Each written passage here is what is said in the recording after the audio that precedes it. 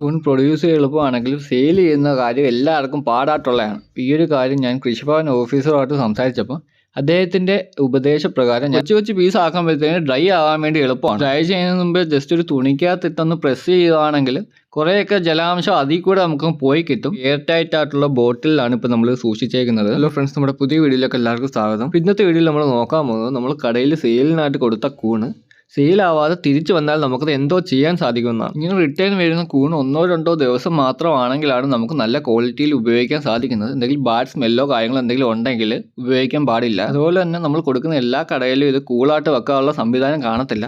അങ്ങനെയുള്ള ഷോപ്പിൽ നിന്ന് ഒരു ദിവസം ആകുമ്പോൾ തന്നെ നമ്മൾ റിട്ടേൺ എടുക്കുക. ഇങ്ങനെ റിട്ടേൺ വരുന്ന കൂണ് നമുക്ക് സിമ്പിളായിട്ട് ചെയ്യാൻ പറ്റുന്നതാണ് ഡ്രൈ ചെയ്യുന്നത്, അല്ലെങ്കിൽ പൗഡർ ആക്കി മാറ്റാം. ഇങ്ങനെ 2 രീതിയിൽ നമുക്ക് സെയിൽ ചെയ്യാൻ സാധിക്കുന്നതാണ്. ഡ്രൈ ചെയ്യാൻ വേണ്ടി ആദ്യമേ നമ്മൾ ഇത് ചെറിയ ചെറിയ പീസാക്കി മാറ്റണം. ഈ കാണുന്നതിൻ്റെ തൊട്ട് നമ്മൾ ചെറിയ പീസാക്കിയാണ് മാറ്റുന്നത്. ഇച്ചിരി കൂടി വലിയ പീസാണെങ്കിൽ ഡ്രൈ ആക്കുന്ന സമയത്ത് അങ്ങ് ചുരുങ്ങും. പക്ഷേ ഇങ്ങനെ കൊച്ചു കൊച്ചു പീസ് ആക്കുമ്പോഴത്തേന് ഡ്രൈ ആകാൻ വേണ്ടി എളുപ്പമാണ്. ഡ്രൈ ചെയ്യുന്നതിന് മുമ്പ് ജസ്റ്റ് ഒരു തുണിക്കകത്തിട്ടൊന്ന് പ്രസ് ചെയ്യുകയാണെങ്കിൽ കുറേയൊക്കെ ജലാംശം അതിൽ കൂടെ നമുക്ക് പോയി കിട്ടും. അങ്ങനെ ചെയ്യണമെന്നില്ല. നമ്മുടെ വെയിലത്തിട്ടാൽ തന്നെ നല്ല വെയിലുണ്ടെങ്കിൽ ഒരു ദിവസം കൊണ്ട് തന്നെ നമുക്കിത് 8 മണിക്കൂർ കൊണ്ട് തന്നെ നല്ലതായിട്ട് ഉണങ്ങി കിട്ടും. ഇപ്പോൾ നമ്മൾ ഉണക്കാൻ വേണ്ടി എടുത്തേക്കുന്നത് 1.25 കിലോ കൂണാണ്. ഇത് ഉണങ്ങി കിട്ടുമ്പോൾ എന്തോരം ഉണ്ടെന്ന് ലാസ്റ്റിൽ ഞാൻ കാണിക്കാം. അപ്പോൾ അടുത്തായിട്ട് ഉണക്കാൻ വേണ്ടി നമ്മുടെ വീട്ടിൽ വെയിൽ കിട്ടുന്ന നല്ലൊരു സ്പോട്ട് നോക്കി സെലക്ട് ചെയ്തിട്ട് അവിടെ നമ്മൾ ക്ലീൻ ആയിട്ടുള്ളൊരു ഷീറ്റ് ഇട്ടിട്ട് അതിൻ്റെ മുകളിലിട്ടാണ് നമ്മൾ ഉണക്കുന്നത്. അല്ലാതെ മെഷീനും കാര്യങ്ങളൊക്കെ മേടിക്കാം, പക്ഷേ അത് എക്സ്പെൻസീവ് ആണ്. ഒരു 3000-4000 രൂപയൊക്കെ ആവും തോന്നുന്നു ഒരു ചെറിയ ഒരെണ്ണം മേടിക്കാൻ വേണ്ടി. അപ്പോൾ ഇങ്ങനെ ചെയ്യുമ്പോഴത്തേന് നല്ല വെയിലുണ്ടെങ്കിൽ ഞാൻ നേരത്തെ പറഞ്ഞതിൻ്റെ തൊട്ട് 8 മണിക്കൂർ കൊണ്ട് നമുക്ക് ഉണങ്ങി കിട്ടും.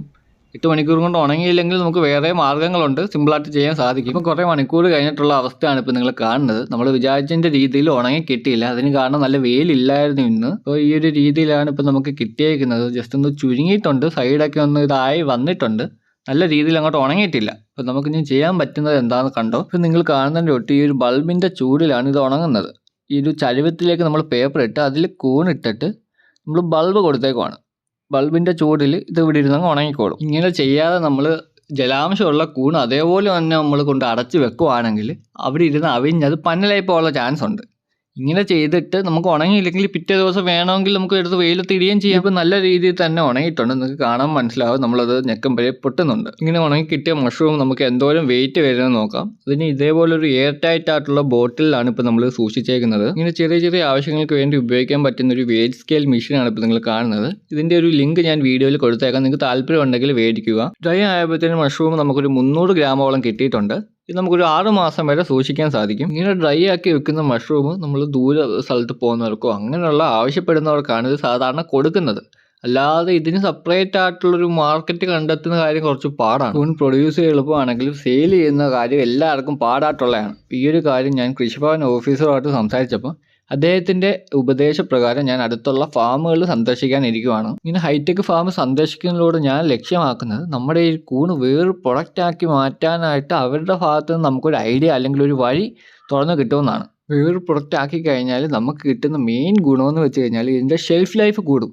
5 അല്ലെങ്കിൽ 6 മാസത്തേന് ഷെൽഫ് ലൈഫ് കിട്ടുവാണെങ്കിൽ നമുക്ക് സെയിൽസ് അതേപോലെ നമുക്ക് നടക്കും. അതുപോലെ തന്നെ ഇപ്പം നമ്മൾ കൂണ് ഡയറക്റ്റ് സെയിൽ ചെയ്യുന്ന സമയത്ത് നമുക്ക് 1 തൊട്ട് 3 ദിവസം വരെ ഷോപ്പിൽ സൂക്ഷിക്കാൻ പറ്റത്തുള്ളൂ. അത് കഴിഞ്ഞ് നമ്മൾ റിട്ടേൺ എടുക്കേണ്ടി വരും. സെയിൽ നടന്നില്ലെങ്കിൽ നമ്മൾ ഉറപ്പായിട്ട് റിട്ടേൺ എടുത്തേ പറ്റത്തുള്ളൂ. അടുത്തായിട്ട് നമ്മുടെ ചാനലിൽ വരാൻ പോകുന്ന ഇമ്പോർട്ടൻ്റ് ആയിട്ടുള്ള വീഡിയോ ആണ് നമ്മുടെ ഈ ഒരു കൂണ് വേറെ പ്രൊഡക്റ്റ് ആക്കി നമ്മൾ എങ്ങനെ മാറ്റാം. അത് ആദ്യം തൊട്ട് അവസാനം വരെയുള്ള കാര്യങ്ങൾ. ഇതിനുവേണ്ടി നമ്മൾ പല ഫാമുകൾ വിസിറ്റ് ചെയ്യും. ആ വീഡിയോസ് നമ്മുടെ ചാനലിൽ വരുന്നതായിരിക്കും. ഈ കൂണിനെ ബന്ധപ്പെട്ട നിങ്ങൾക്ക് എന്താണ് അറിയാൻ താല്പര്യമുള്ളത് അല്ലെങ്കിൽ എന്താണ് കാണാൻ താല്പര്യമുള്ളതെന്ന് കമൻറ്റ് ചെയ്യുകയാണെങ്കിൽ അതിനെപ്പറ്റി ഞാൻ വീഡിയോസ് ചെയ്യുന്നതായിരിക്കും. ഇപ്പോൾ ഈ വീഡിയോ നിങ്ങൾക്ക് ഉപകാരപ്പെട്ടെന്ന് വിചാരിക്കുന്നു. ഉപകാരപ്പെട്ടിട്ടുണ്ടെങ്കിൽ ഉറപ്പായിട്ട് ലൈക്ക് ചെയ്യുക. അതുപോലെ തന്നെ എന്തെങ്കിലും ഒരു കമൻറ്റ് കൂടെ ചെയ്തേക്കുക. കൂൺ കൃഷിയിലേക്ക് വരാൻ താല്പര്യമുള്ള നിങ്ങളുടെ കൂട്ടുകാർക്ക് വീഡിയോ ഒന്ന് ഷെയർ ചെയ്ത് കൊടുക്കുക. അതേപോലെ തന്നെ നമ്മുടെ ചാനൽ ഒന്ന് സബ്സ്ക്രൈബ് ചെയ്ത് നമ്മളെ സപ്പോർട്ട് ചെയ്യുക.